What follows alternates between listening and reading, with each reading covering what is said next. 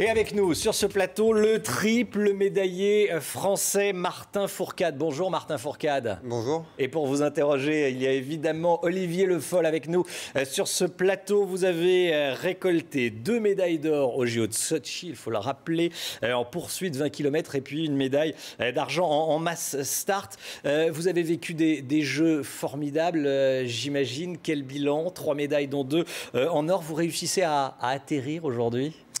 Ouais, le retour est un peu brutal, mais j'ai vécu un rêve pendant 15 jours et c'est vrai qu'on n'a jamais envie que ça s'arrête. Donc un peu nostalgique des 15 derniers jours, mais voilà, ça fait du bien de rentrer aussi, de profiter de tout ça avec les gens qu'on aime et puis de voir l'engouement que ça a suscité, de voir qu'il y a énormément de personnes qui ont vibré avec nous et voilà, ça fait très plaisir. Ça vous a étonné ?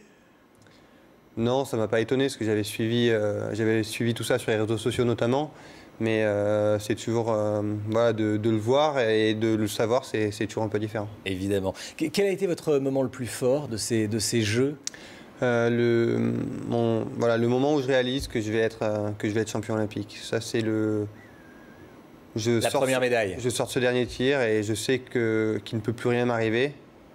C'était un moment fort qui m'a permis vraiment de faire le lien entre, j'aime bien cette expression, mais entre le rêve d'un enfant et la fierté d'un adulte d'avoir réussi à tout mettre en place pour arriver à cet objectif qui est tout simplement magique. Et vous étiez venu pour ça et pour rien d'autre. On rappelle qu'il y a 4 ans au Jeux de Vancouver, vous aviez dû vous contenter, entre guillemets, de l'argent sur la mass start. Là, le titre olympique, c'était, enfin au moins un titre olympique, c'était le minimum syndical, entre guillemets, de ce que vous étiez venu chercher. Vous l'aviez annoncé en plus avant, vous êtes arrivé en tant que favori déclaré. C'était une pression supplémentaire, ça d'ailleurs. En 4 ans, j'ai totalement changé depuis Vancouver. Je ne suis plus du tout le même athlète. À Vancouver, j'étais outsider, c'était mon premier podium. En 4 années, j'ai beaucoup gagné. Je suis devenu champion du monde. J'ai gagné le général de la Coupe du Monde et le titre olympique était le dernier objectif sportif en termes de résultats de ma carrière.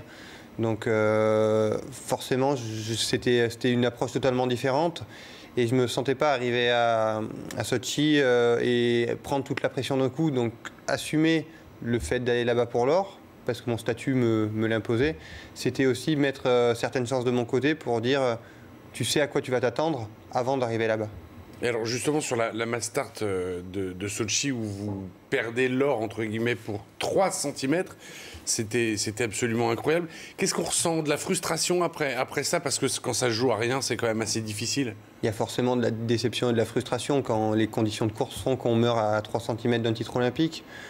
Ensuite, ce qui est rigolo, c'est qu'il y a beaucoup de gens qui me parlent de cette médaille d'argent, alors que finalement, moi, j'ai vite fait le deuil de cette petite défaite parce que j'étais tellement fier de cette médaille d'argent. Je le disais tout à l'heure, ma carrière à moi a commencé il y a 4 ans à Vancouver avec une médaille d'argent sur la mass start. Et c'était un beau clin d'œil de clore ces 4 années incroyables, cette aventure humaine fantastique que j'ai vécue pendant 4 ans avec une nouvelle médaille d'argent sur la mass start à Sochi. Vous n'avez rien obtenu dans les épreuves par équipe. Est-ce que ça vous chagrine? S'il y a un point noir à ces JO, c'est celui-là. On avait un potentiel, on avait une vraie force collective pour pouvoir prétendre à des médailles sur les 2 relais. Et passer à côté de ces relais, c'était forcément une déception. J'aurais aimé partager ces bonheurs vécus en individuel avec mon équipe, avec mes amis, avec mon frère aussi. Et forcément, c'est le point négatif de ces Jeux Olympiques. Ensuite, quand je regarde en arrière, ces Jeux Olympiques sont une réussite pleine. On en a la preuve sur ce plateau, oui. Parce que vous êtes venu avec vos médailles. On a eu l'occasion de les sous-peser, Olivier et moi. Elles pèsent lourd, c'est assez impressionnant. Oui. Justement, pour revenir sur cet échec du biathlon en épreuve collective, on a l'impression que c'était vraiment quelque chose qui vous tenait extrêmement à cœur. On vous sait très proche de votre frère Simon, c'est lui d'ailleurs qui a commencé dans le biathlon et qui vous a entraîné derrière. C'est vraiment quelque chose qui vous a attristé de ne pas pouvoir partager ça. On a vraiment le sentiment que cette idée de collectivité dans votre sport est très très important pour vous. Vous avez un site avec votre frère, les Fourcade Brothers. Enfin, cette notion collective est très très importante. Ouais, j'ai la chance de m'épanouir individuellement. Je fais un sport individuel et si j'avais voulu faire un sport collectif, j'aurais pas choisi le biathlon.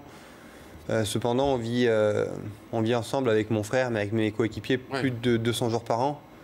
Voilà, j'ai tendance à dire que je vois plus mon coéquipier de chambre que ma compagne. Donc voilà, c'est sûr qu'il y a une notion de collectif qui est vraiment forte dans cette équipe de France. J'ai la chance de ramener des médailles et d'individuellement avoir réussi mes Jeux Olympiques. J'aurais vraiment aimé partager ça avec les autres copains qui sont avec moi toute l'année, qui s'entraînent énormément aussi. Et voilà, ça aurait été aussi pour l'équipe une belle preuve de reconnaissance collective. Ensuite, on a vite tourné la page. On est déjà lancé sur la fin de saison et on a un œil déjà fixé sur la prochaine Olympiade. Martin Fourcade, oui. Pardon, justement, la prochaine Olympiade, vous avez 25 ans, donc évidemment, vous serez encore au top, normalement, si tout se passe bien, si vous n'avez pas de pépins de santé à ce moment-là. Vous avez déjà 4 médailles olympiques, donc vous allez encore probablement essayer d'aller en chercher d'autres dans 4 ans en Corée et devenir l'athlète français le plus titré des Jeux d'hiver. Arrête pas de vous parler de record, il y avait le record de Kili. On sentait que ça vous agaçait un petit peu d'ailleurs, ces comparaisons. Non, ça m'agaçait pas. Vous aviez dit que c'est pour les livres d'histoire, c'est fait pour aller pour être au collège. Non, mais c'est pas que ça m'agace, c'est juste que Kili est un champion immense. Et en fait, je trouve ça dommage de comparer les époques, de comparer les sports. Il y a forcément des points de comparaison à faire entre, je pense, les personnalités qui nous poussent à nous dépasser pour aller atteindre ces records. Ensuite, on est, je pense, deux athlètes différents. Et voilà, c'est juste là-dessus où la comparaison n'est pas toujours très, très réaliste. Ensuite, voilà, je repars sur 4 années. J'ai touché le Graal en tant que sportif de haut niveau. J'ai tout gagné dans ma sport, les mondiaux, la Coupe du Monde, les titres olympiques. Mais voilà, je crois que si le sport se résumait au résultat, j'en ferais plus.